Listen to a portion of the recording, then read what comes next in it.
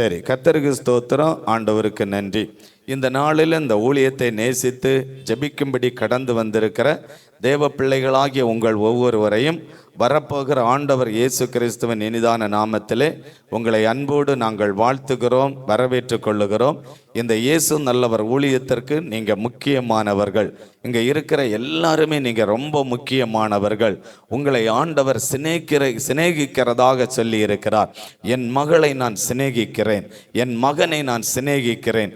ஒருத்தங்க நமக்கு நம்ம மேலே சிநேகம் வைத்தால் அவங்க உயிரை கூட கொடுத்துருவாங்க. எனக்கு சில நண்பர்கள் உண்டு, அவங்க எனக்கிட்ட ரொம்ப அன்பாக இருக்கிறதை நான் கண் பார்க்கும் பொழுது எனக்கு என்னன்னாலும் அவங்க செய்கிறதுக்கு ரெடியாக இருப்பாங்க, என்னன்னாலும் எனக்கு வேண்டி செய்வாங்க, உயிரை கூட கொடுக்கறதுக்கு ரெடியாக இருப்பாங்க. உங்கள் வாழ்க்கையில் நீங்கள் யோசிங்க, நீங்கள் அவ்வளோ பெரிய சிநேகிதனாக இருந்தால், சிநேகிதியாக இருந்தால் உங்களுக்கு உயிரை கூட கொடுத்துருவாங்க. அதை போல தான் ஆண்டவர் இயேசு கிறிஸ்துவும் இந்த ஊழியத்தில் நான் உனக்கு இந்த பிள்ளைகளை தந்திருக்கிறேன், அவங்கள நான் இப்படி சிநேகிக்கிறேன் என்று சொல்லுகிறார். உங்களை சிநேகிதனே என்று அழைக்கிறார், என் சிநேகிதியை என்று கர்த்தர் உங்களை அழைக்கிறார்.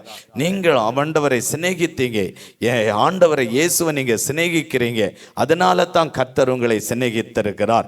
நீதிமொழிகள் 8ஆம் அதிகாரம் 17வது வசனத்தை வாசிக்கும் போது, நீதிமொழிகள் 8ஆம் அதிகாரம் 17வது வசனம் சொல்லுகிறது, என்னை சிநேகிக்கிறவர்களை நானும் சிநேகிப்பேன். என்ன நீ சிநேகித்ததுனால உன்னை நான் சிநேகிக்கிறேன். நீங்க சிநேகிச்சதுனால உன்னை நான் சிநேகித்தேன். நீங்க எப்படி சிநேகிச்சீங்க? ஆராதனையினால் ஆண்டவரை சிநேகிச்சீங்க, வேத வசனத்தை வாசித்து தியானித்து அதனால ஆண்டவரை சிநேகிச்சீங்க, ஊழியத்துக்கு காணிக்கை கொடுத்து நீங்க சிநேகிச்சீங்க. ஆண்டவருடைய ஊழியத்தை இயேசு செய்த அதே ஊழியத்தை நீங்களும் செய்து அவரை சிநேகிச்சீங்க. ஜபம் செய்து இரவெல்லாம் விழித்திருந்து ஜபம் செய்து அவரை சிநேகிச்சீங்க. ஆகாரத்தை வெறுத்து சாப்பிடாம உபவாசத்தோடு ஜபம் பண்ணி ஆண்டவரை சிநேகிச்சீங்க. இப்படியெல்லாம் ஆண்டவரை சிநேகித்ததுனால இயேசு சொல்லுகிறார், என்னை சிநேகித்தவனை, என்னை சிநேகிக்கிறவர்களை நானும் சிநேகிக்கிறேன். நீங்க அவரை சிநேகித்ததுனால கர்த்தர் உங்களை சிநேகிக்கிறார் என்று இயேசு சொல்லுகிறார்.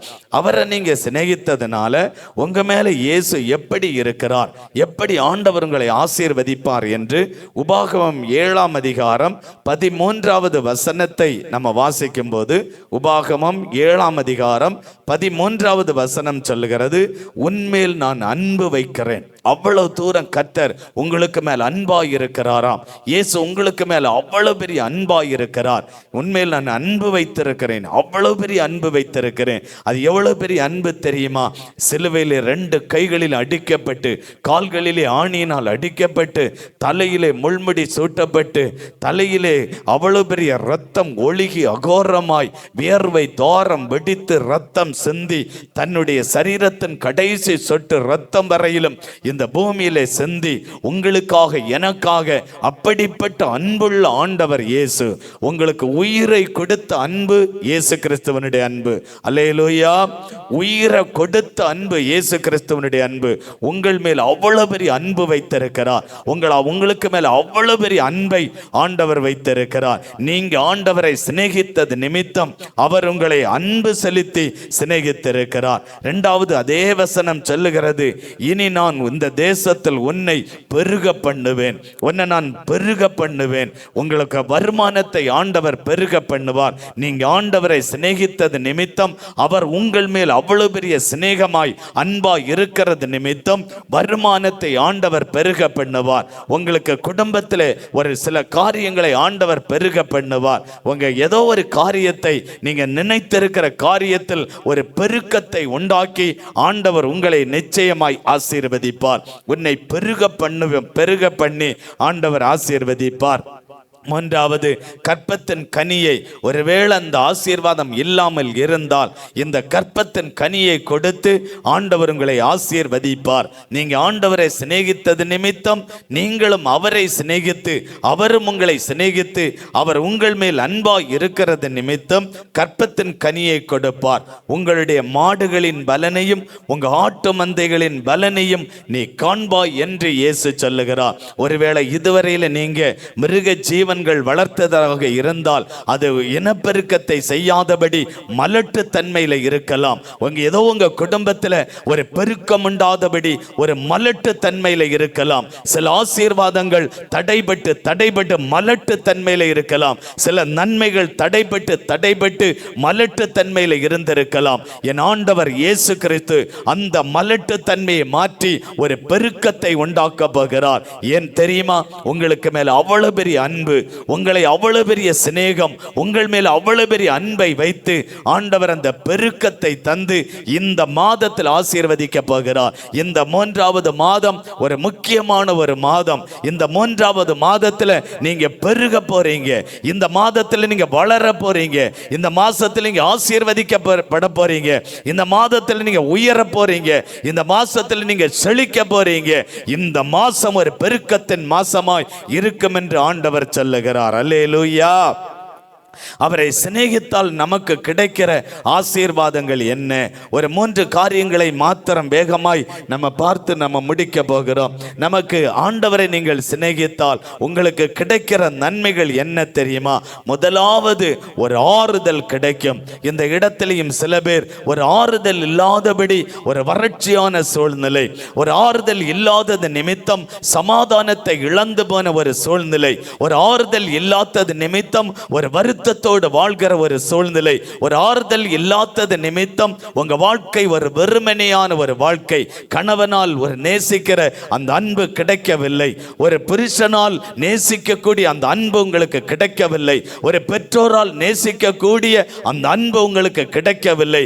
யாரோ ஒருத்தங்களால் நேசிக்கக்கூடிய ஒரு அன்பு உங்களுக்கு கிடைக்கவில்லை.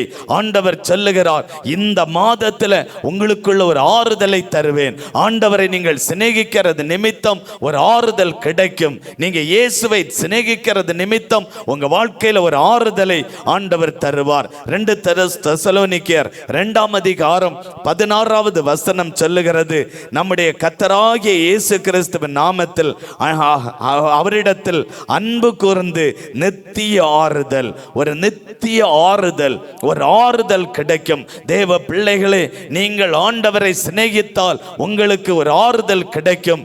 என்னுடைய வாழ்க்கையில எத்தனையோ முறை சில தோல்விகளும், சில ஏமாற்றங்களும், சில கஷ்டங்களும், சில பாடுகளும், சில ஏமாற்றங்களும், சில வருத்தங்களும், சில துன்பங்களும், சில கவலைகளும் வந்திருந்த போது எனக்கு ஆறுதல் இல்லையே, எனக்கு யார் ஆறுதல் சொல்லுவார், யார் எனக்கு ஆறுதல் சொல்லுவார், இந்த காரியத்தில் எனக்கு யார் ஆறுதல் சொல்லுவார் என்று ஆண்டவருடைய முகத்தை நோக்கி பார்த்த பொழுது எத்தனையோ முறை இயேசு வந்து என்னை ஆறுதல் படுத்தி இருக்கிறார், என்னை ஆறுதல் படுத்தி இருக்கிறார், என்னை ஆறுதல் படுத்தி இருக்கிறார், ஆறுதல் படுத்தி இருக்கிறார். யாத்திராகமம் 37, 38, 39, 40 வசனங்களை நீங்கள் வாசிக்கும் பொழுது அங்கே யோசேப்பு என்கிற ஒரு 17 வயசுடைய ஒரு இளம் வாலிபனுடைய சம்பவங்கள் எழுதப்பட்டிருக்கிறது.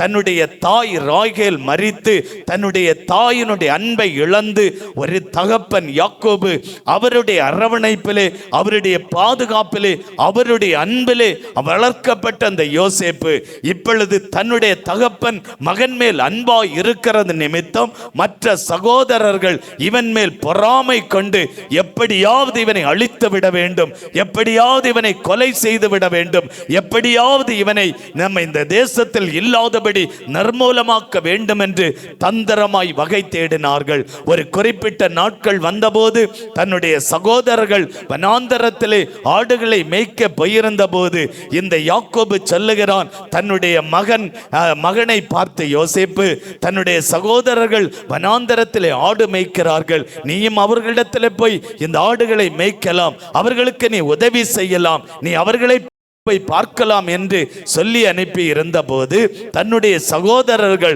சொப்பனத்தை சொன்னவன் வருகிறான், சொப்பனக்காரன் வருகிறான் என்று இவன் மேல், தன்னுடைய சகோதரனாகிய யோசேப்பின் மேல் பாய்ந்து ஓடி வந்து இவனை கொலை செய்வதற்காக இவனை அடித்து துன்புறுத்தி இரத்த காயத்தை ஏற்படுத்தின போது இவனை கொலைவரியோடு வந்தபோது ரூபன் என்கிற ஒரே ஒரு சகோதரன் மாத்திரம் இவனுக்காக எழும்பி அவனை கொலை செய்யாதிருங்கள், அவனை கொலை செய்யாதிருங்கள், அவனை விட்டுவிடுங்கள் என்பதாக அவன் சொல்லியிருந்த போதுதான் இவனை எடுத்து தூக்கி கொண்டு வந்து ஒரு பால் கிணற்றிலே போட்டார்கள்.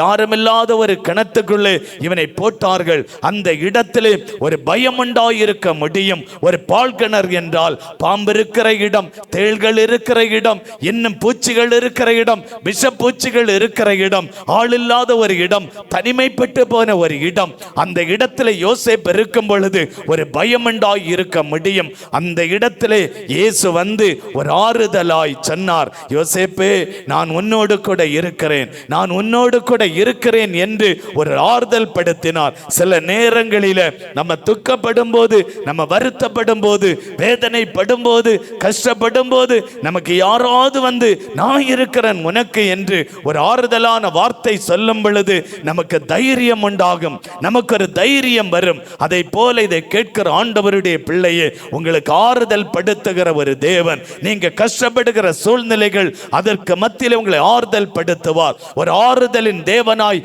உங்களை இயேசு தேடி வந்திருக்கிறார். ஒரு ஆறுதல் படுத்துவார். ஒரு பிள்ளைகளால காயப்பட்டிருக்கலாம், கணவனால காயப்பட்டிருக்கலாம், மனைவியால காயப்பட்டிருக்கலாம், யாரோ ஒருவரால காயப்பட்டிருக்கலாம். உங்களை ஆறுதல் படுத்துகிற ஒரு தேவன் அவர்.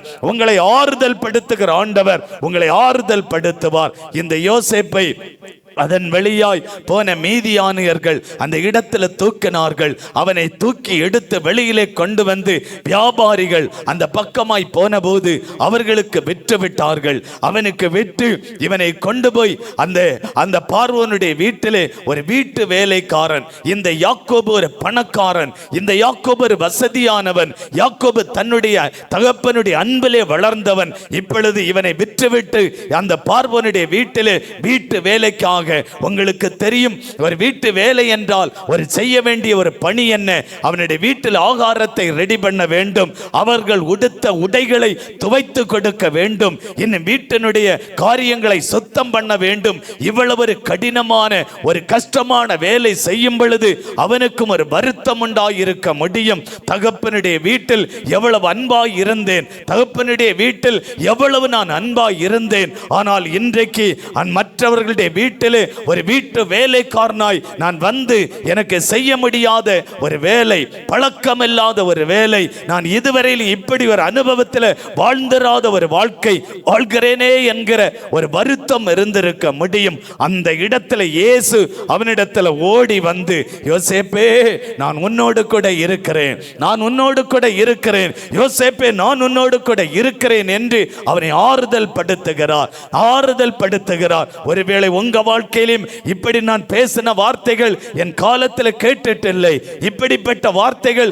என் வாழ்க்கையில நான் கேட்ட அனுபவம் இல்லை, இப்படி ஒரு வேலை செய்த ஒரு அனுபவம் என் வாழ்க்கையில இல்லை, இப்படிப்பட்ட சூழ்நிலையை சந்தித்த ஒரு அனுபவம் இல்லை என்று நீங்கள் வருத்தப்படலாம், நீங்கள் கவலைப்படலாம், நீங்கள் கண்ணீர் வடிக்கலாம். இயேசு உங்களை ஆறுதல் படுத்துகிறார். மகளே நான் உன்னோடு கூட இருக்கிறேன், மகனே நான் உன்னோடு கூட இருக்கிறேன். நீங்க வசிக்கிற வீட்டில் அப்படிப்பட்ட சூழ்நிலை, நீங்கள் வாழ்கிற தேசத்தில் அப்படிப்பட்ட சூழ்நிலை, நீங்க வேலை செய்கிற இடத்தில் அப்படிப்பட்ட சூழ்நிலை, இந்த உலகம் ஒரு பொறாமை கொண்ட ஒரு உலகம், நம்ம மேல எரிச்சல் கொண்ட ஒரு உலகம், நமக்கு விரோதமாய் செயல்படுகிற ஒரு உலகம்.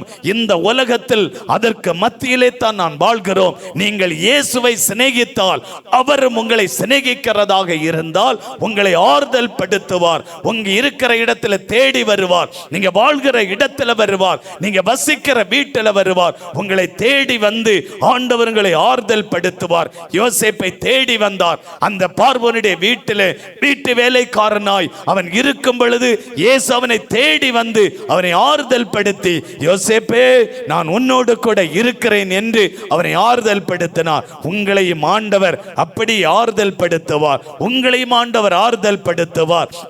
இந்த யோசேப்பு வீட்டில் இருக்கும் பொழுது பார்வோனுடைய மனைவி இவன் மேல் இச்சை கொண்டு இவனை பாவம் செய்வதற்கு வற்புறுத்தின பொழுது இவன் அந்த பாவத்துக்கு உட்படாதபடி இவன் மறுக்கிறது நிமித்தம் அவள் ஓடி பாய்ந்து வந்து இவனுக்கு மேல கடந்து வரும் பொழுது இவன் தன்னுடைய வஸ்திரத்தை கூட பொருட்படுத்தாதபடி விட்டு கொண்டு அவன் வேகமாய் வீட்டை விட்டு ஓடி போனான். தன்னுடைய சரீரத்தை அவன் பாதுகாத்தான் மாட்டான் என்று கர்த்தருடைய வசனம் சொல்லுகிறது.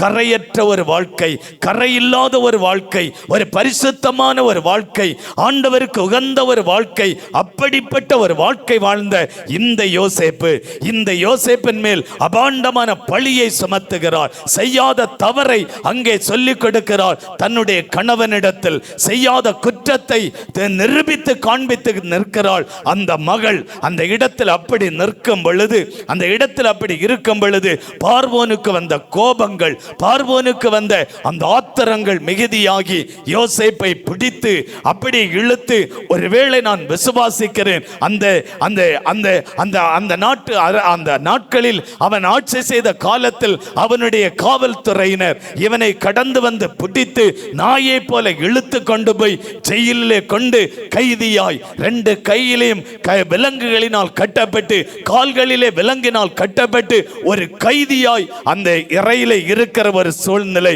ஒரு முறை கைதியாய் இருக்கிறது சாதாரணமான விஷயம் அல்ல. ஒரு கைதியாய் இருப்பது என்பது சாதாரணமான விஷயம் அல்ல.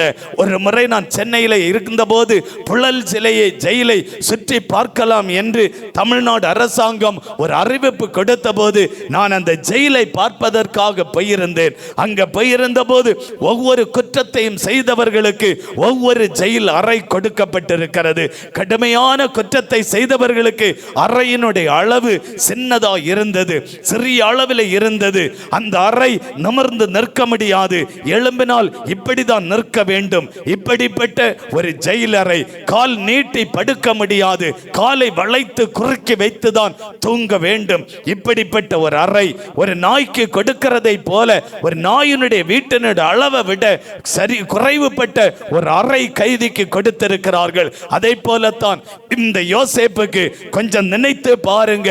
தன்னுடைய மனைவிக்கு துரோகம் விளைத்தவன், உன்னை நான் பண்ணுகிற இந்த காரியத்தை பார் என்று ஒரு கடுமையான பனிஷ்மென்றை, கடுமையான காரியத்தை இந்த யோசேப்புக்கு கொடுக்கிறார். இப்ப யோசேப்பு ஜெயிலுக்குள்ள எப்படி இருக்கிறார்? ஒரு ஆறுதல் இல்லாத சூழ்நிலை, ஒரு ஆறுதல் இல்லாத சூழ்நிலை. தன்னுடைய தகப்பனுடைய வீட்டில் எவ்வளவு அன்பாய் இருந்தேன், இதையெல்லாம் நினைத்து பார்க்கிறான், இதை எல்லாவற்றை நினைத்து பார்க்கிறான். ஒரு ஆறுதல் இல்லாத ஒரு சூழ்நிலையில் யோசேப்பு அந்த அறைக்குள்ளே இருக்கிறார். அந்த அறையிலையும் யோசேப்பு தேடி வந்தார். யோசேப்பே, நான் உன்னோடு கூட இருக்கிறேன், உன்னோடு நான் இருக்கிறேன் என்று யோசேப்பை தைரியப்படுத்தினார். யோசேப்பை தைரியப்படுத்தினார், யோசேப்பை சமாதானப்படுத்தினார், யோசேப்பை சமாதானப்படுத்தினார். இதை கேட்கிற ஆண்டவருடைய பிள்ளைகளே, நீங்களும் ஒருவேளை செய்யாத தவறுக்காக நீதான் செய்தாய் என்று உங்களை குற்றப்படுத்தி இருக்கலாம், உங்க இருதயத்தை காயப்படுத்தி இருக்கலாம், உங்களை வேதனைப்படுத்தி இருக்கலாம், உங்களை அவமானப்படுத்தி இருக்கலாம். நீங்கள் ஏற்றுக்கொண்ட ஆண்டவர் சாதாரணமானவர் அல்ல. உங்களோடு இருக்கிற தேவன் சாதாரணமானவர் அல்ல. அவர் வானத்தையும் பூமியை உண்டாக்கின ஒரு சர்வ வல்லமையுள்ள தேவன். அவர்தான் சொல்லுகிறார், நான் உன்னோடு கூட இருப்பேன். உங்க கூட இயேசு இருப்பார். உங்க கூட இருக்கிறது மாத்திரமல்ல, உங்களுக்கு ஒரு ஆறுதலாய் இருப்பார், உங்களுக்கு ஒரு ஆறுதலின் தேவனாய் இருப்பார். அவரை நீங்கள் சிநேகித்தால் உங்களுக்கு ஆறுதலின் தேவனாய் இருப்பார். இன்னைக்கு இந்த இடத்தில் இருக்கிற தேவ பிள்ளையே, உங்களுக்கு ஒரு ஆறுதல் தேவை. யாரோ ஒருத்தங்களுக்கு ஆறுதல் தேவை. இந்த வார்த்தைகளை கேட்கிற உங்களுக்கு ஒரு ஆறுதல் தேவை. கணவனால் கைவிடப்பட்டிருக்கலாம், கணவன் இருந்தும் கைவிடப்பட்ட நிலைமை, ஒரு புருஷன் இருந்தும் கைவிடப்பட்ட ஒரு நிலைமை, மனைவி இருந்தும் கைவிடப்பட்ட நிலைமை, பிள்ளைகள் இருந்தும் ஒரு கைவிடப்பட்ட நிலைமை, குடும்பம் இருந்தும் கைவிடப்பட்ட நிலைமை. உங்களுக்கு இயேசு ஒரு ஆறுதலின் தேவனாய் இருப்பார். அல்லேலூயா. நீங்க ஆண்டவரை சிநேகிக்க சிநேகிக்க உங்களுக்கு ஆறுதலின் தேவனாய் இருப்பார். நீங்கள் ஆண்டவரை சிநேகிக்க சிநேகிக்க ஆண்டவர் உங்களுக்கு ஆறுதலாய் இருப்பார். உங்களுக்கு ஒரு ஆறுதல் தேவை, ஆறுதல் தேவை, ஒரு ஆறுதலாய் இருப்பார். ஒரு வியாதி வரும் பொழுது பயம் உண்டாகிறது, துக்கம் உண்டாகிறது, உங்களுக்கு ஆறுதலாய் இருப்பார். ஒரு பிரச்சனை வரும் பொழுது, போராட்டம் வரும் பொழுது துக்கம் உண்டாகிறது, உங்களுக்கு ஒரு ஆறுதல் தேவை. அல்லேலூயா. ஆண்டவரை சிநேகிங்க, கர்த்தரை சிநேகிங்க, ஊழியம் செய்து சிநேகிங்க, அவரை ஜெபம் பண்ணி சிநேகிங்க, பாடல்களை பாடி சிநேகிங்க, ஆராதனைக்கு போய் சிநேகிங்க, ஊழியம் செய்து சிநேகிங்க, ஆண்டவரை சிநேகிங்க. ஆண்டவர் உங்களுக்கு ஆறுதலாய் இருப்பார். அவர் உங்களுக்கு ஆறுதலாய் இருப்பார். அல்லேலூயா. இரண்டாவது, ஆண்டவர் உங்களுக்கு நம்பிக்கையாயிருப்பார். அவரை விசுவாசிக்கிறவங்களுக்கு கர்த்தர் ஒரு நம்பிக்கையாயிருப்பார். 2 தெசலோனிக்கேயர் 2ஆம் அதிகாரம் 16வது அதே வசனத்தை வாசிக்கும் பொழுது, நம்முடைய கர்த்தராகிய இயேசு கிறிஸ்து நம்மிடத்தில் அன்பு கூர்ந்து நெத்தி ஆறுதலையும் நல் நம்பிக்கையும் கிருபையாய் நமக்கு கொடுக்கிற நம்முடைய பிதாவாகிய தேவன் நமக்கு நம்பிக்கை, அவர் ஒரு நம்பிக்கை தருவார். சில நேரங்களில் சாத்தான் சவால் விடுவான், இது நடக்காது, ஒரு பயம் உண்டாகிறது, இது நடக்கவே நடக்காது, ஒரு பயம் உண்டாகிறது. அந்த நேரத்தில் கர்த்தர் ஒரு நம்பிக்கையை தருவார், நம்பிக்கையை தருவார். அல்லேலூயா. ஒரு நம்பிக்கை ஆண்டவர் தருவார். சாத்தான் திருமணத்தை தடுத்தரலாம் என்று ஒரு போராட்டத்தை கொண்டு வருவான், ஆண்டவர் நம்பிக்கையை தருவார். உங்களுக்கு நம்பிக்கை, பிள்ளைகளால கைவிடப்பட்டிருக்கலாம், இனி உன் வாழ்க்கை முடிந்தது அவ்வளவுதான் என்று சாத்தான் ஒரு போராட்டத்தை கொண்டு வரலாம், உங்களுக்கு நான் வாழ்ந்து காட்டுவேன் என்கிற ஒரு நம்பிக்கையை தருவார். அல்லேலூயா. வேலை எத்தனை எக்ஸாம் எழுதி பார்ப்பீங்க, நீ வெற்றியடைய முடியாது, ஒரு நம்பிக்கை இழந்த சூழ்நிலை, ஆண்டவர் சொல்லுவார், நீ இதிலே வெற்றியை காண்பாய் என்று நம்பிக்கை. அல்லேலூயா. நம்பிக்கை தாங்க உலகம், நம்பிக்கை தாங்க கிறிஸ்தவ வாழ்க்கை. நீங்க இயேசுவை நம்பணும். சாத்தான் தோல்வியை கொண்டு வரட்டும், பரவாயில்லை, இயேசுவை நம்புங்க. தானியேல் இயேசுவை நம்பினான். தானியேல் இயேசுவை நம்பின பிறகு பாருங்க அவனுக்கு வந்த காரியம். தரியு ராஜா சொல்லுகிறான், 30 நாட்கள் வரையிலும் நீ தேவனை புகழ் பாடக்கூடாது, ஆண்டவரை ஆராதிக்க கூடாது, நீ ஜெபிக்க கூடாது. ஒரு தடையை கொண்டு வருகிறான். நீ என்னை மாத்திரம்தான் புகழ வேண்டும், என்னை மாத்திரம்தான் நீ புகழ வேண்டும் என்று அவன் சொல்லுகிறான். இவன் தானியேல் சொல்லுகிறான், நான் ஆண்டவரிடத்தில் பிரதிஷ்டை பண்ணினேன், இயேசுவினிடத்தில் நான் சொல்லி ஆயிற்று, தினமும் 3 வேளை ஜெபம் பண்ணுவேன்.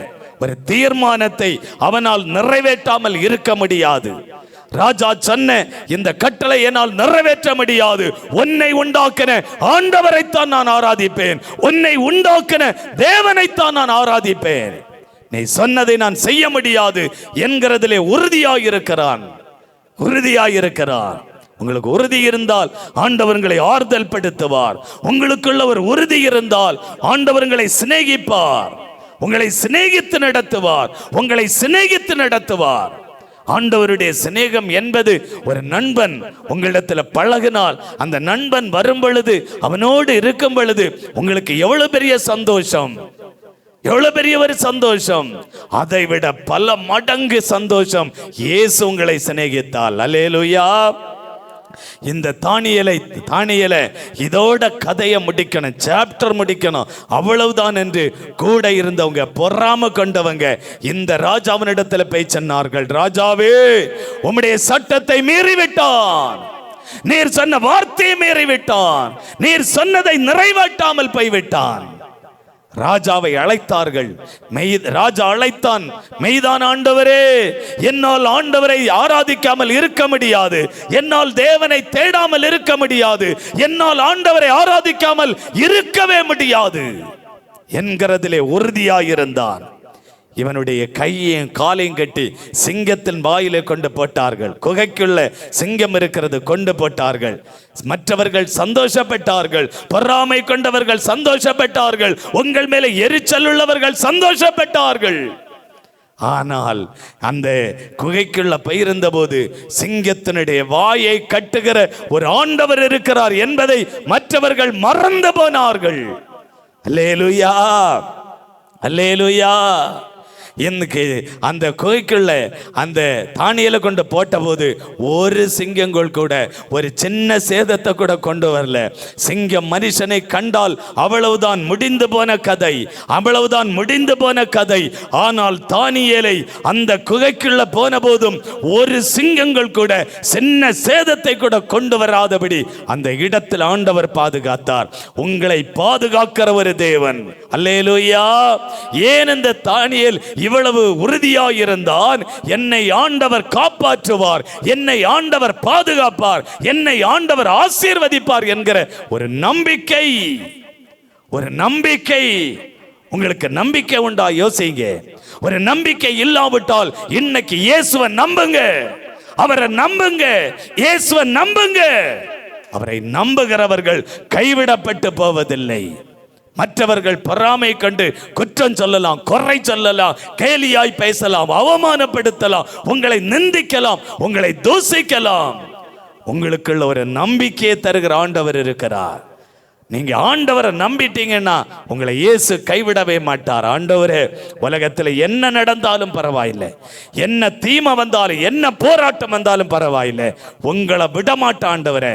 இந்த இயேசு நல்லவர் ஊழியத்தில் வந்து ஜெபிப்ப ஆண்டவரே, ஆராதிப்ப ஆண்டவரே, அந்த மக்களை நேசிப்ப ஆண்டவரே, மக்களுக்கு உதவி செய்வ ஆண்டவரே, ஊழியம் செய்வ ஆண்டவரே. நீங்க ஆண்டவரை நம்பி பாருங்க, அவர் உங்களை கைவிடவே மாட்டார். யோபு 13:15 சொல்லுகிறது, அந்த யோபு சொல்றான், அவன் என்னை கொன்று போட்டாலும் அவர் மேல் நம்பிக்கையாயிருப்பேன். என்னை நீ வேணையில கொன்னுக்கா, இயேசுக்கு மேலதான் நம்பிக்கையாயிருப்பேன். என்னை நீ கொன்று போட்டாலும் என் ஆண்டவர் மேல் நம்பிக்கையாயிருப்பேன். ஆமென். அதுதான் கிறிஸ்தவ வாழ்க்கை. ஏதோ வாழ்ற என்கிறது அல்ல. போராட்டம் வரும், பிரச்சனை வரும், உபத்திரவங்கள் வரும். அந்த நேரத்தில் நீங்கள் நம்பிக்கையாய் இருக்க வேண்டும். என்னை பாதுகாக்கிற தேவன் இருக்கிறார், என்னை காப்பாற்றுகிற ஆண்டவர் இருக்கிறார், எனக்கு உதவி செய்கிற ஒரு தேவன் இருக்கிறார் என்கிற ஒரு நம்பிக்கை உங்களுக்கு உண்டாக வேண்டும். அவர் நம்பிக்கையின் தேவன். நம்பிக்கை கிடைப்பார். அவர் உங்களை சிநேகித்தால் அவர் உங்களை ஒரு நம்பிக்கையாய் இருப்பார். அல்லேலூயா. அவர் ஒரு நம்பிக்கையாய் இருப்பார். எனக்கு நிறைய நம்பிக்கை உண்டு. இயேசு என்னை கைவிட மாட்டார், இயேசு என்னை பாதுகாப்பார், இயேசு எனக்கு கூட இருப்பார், இயேசு என்னை நடத்துவார், இயேசு என்னை ஆசீர்வதிப்பார், இயேசு என்னை சமுதாயத்தில் உயர்த்துவார். ஒரு நம்பிக்கை. அடுத்த வாரம் வேலை செய்யறதுக்கு போறோமே, உண்மையிலே 5 காசு இல்லாம போறோமே, ஆண்டவர் தருவார் என்கிற நம்பிக்கை. அவர் தருவாரா தரமாட்டாரா? தருவார். நான் அவரை விசுவாசிக்கிறேன். நீங்க நம்புங்க, அவர் உங்களை ஆசீர்வதிப்பார். 3வது, கடைசியாக விடுதலை கிடைக்கும். உங்களுக்கும் எனக்கு ஒரு விடுதலை தேவை. கட்டப்பட்ட வாழ்க்கை, ஒரு சிறைப்பட்டு போன ஒரு வாழ்க்கை, ஒரு விடுதலை ஆண்டவர் தருவார். நீங்க அவரை சிநேகித்தால், அவர் உங்களை சிநேகித்தால், அவர் உங்கள் மேல் அன்பு வைத்தால் ஒரு விடுதலை கிடைக்கும். உபாகமம் 7:8 கடைசி பகுதியை வாசித்தால், பார்வோனின் கையினின்று உங்களை மீட்டு கொண்டார். பார்வோன் இந்த எகிப்து தேசத்து ஜனங்கள் அந்த யோசேப்பினுடைய காலத்தில் தானியம் இல்லாதது நிமித்தம் இஸ்ரவேல் மற்ற நாடுகளில் தானியம் இல்லை, எகிப்து தேசத்தில் மாத்திரம்தான் தானியம் இருந்தது நிமித்தம் ஒரு ஆகாரத்துக்காக பஞ்ச காலத்தில் இந்த மக்கள் போனார்கள்.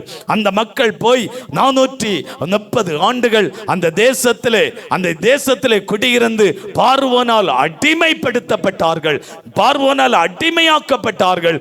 அடிமையாக்கப்பட்ட சூழ்நிலை, ஒரு அடிமையாய் வாழ்ந்தார்கள் 430 ஆண்டுகள். இந்த மக்களுக்காக இயேசு இறங்கி வந்தார், இந்த ஜனங்களுக்காக இயேசு இறங்கி வந்தார். இந்த மக்கள் கட்டப்பட்ட ஒரு நிலைமை, ஒரு பாதிக்கப்பட்ட ஒரு நிலைமை, இந்த ஜனங்களை விடுதலையாக்க இயேசு கடந்து வந்தார். அல்லேலூயா. இயேசு அந்த இடத்துல இறங்கி வந்தார். பார்வோனுடைய கையிலிருந்து அந்த ஜனங்களை மீட்டெடுத்தார். அந்த ஜனங்களை மறுபடியும் கானானுக்குள்ள போகும்படி ஆண்டவர் கிருபை செய்தார். அவரை நேசித்தவர்களை ஆண்டவர் தன் தேசத்துக்கு கொண்டு போனார். அவரை சிநேகித்த மக்களை எல்லாரையும் ஆண்டவர் விடுதலையாக்கினார். ஆண்டவர் விடுதலையாக்கி கொண்டு வந்தார். நீங்க அவரை சிநேகித்தால் உங்க வியாதி அந்த கட்டிலிருந்து விடுதலை உண்டாகும். நீங்க அவரை சிநேகித்தால் அந்த ஜெயம் பெறாதபடி தடை பண்ணுகிற அந்த கட்டிலிருந்து விடுதலை உண்டாகும். ஏதோ ஒரு கட்டப்பட்ட நிலைமையில், ஏதோ ஒரு கட்டப்பட்ட போராட்டத்தில், ஏதோ ஒரு கட்டப்பட்ட சூழ்நிலையில் இந்த உலகத்தில் நீங்கள் வாழ்ந்து கொண்டிருக்கலாம். உங்க கட்டிலிருந்து ஆண்டவர் விடுதலையாக்குவார். அல்லேலூயா.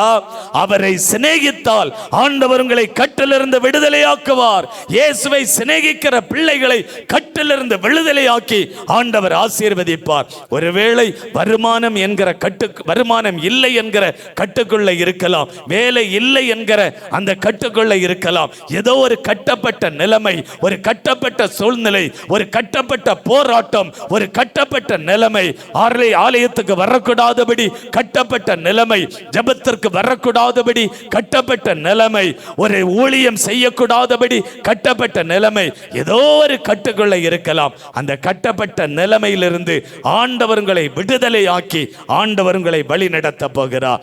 அவரை சிநேகிக்க சிநேகிக்கிறவர்களை ஆண்டவர் சிநேகிப்பார். நீங்க அவரை சிநேகிங்க. எந்த அளவுக்கு சிநேகிக்க முடியுமோ, எந்த அளவுக்கு அவரை நண்பனாய் வைத்துக் கொள்ள முடியுமோ, எந்த அளவுக்கு அவரோடு வாழ முடியுமோ அந்த அளவுக்கு நீங்க வாழுங்க. உங்க வாழ்க்கையில கர்த்தர் ஒரு ஆறுதலின் தேவனாய் இருப்பார். ஒரு நம்பிக்கை இல்லாத சூழ்நிலையிலும் ஒரு நம்பிக்கை ஆண்டவர் தந்து உங்களை ஆசீர்வதிப்பார். ஒரு விடுதலையற்ற நிலைமையிலும் ஒரு விடுதலை தந்து கர்த்தர் உங்களை ஆசீர்வதிப்பார். எல்லாரும் அப்படி ஜெபிப்போமா?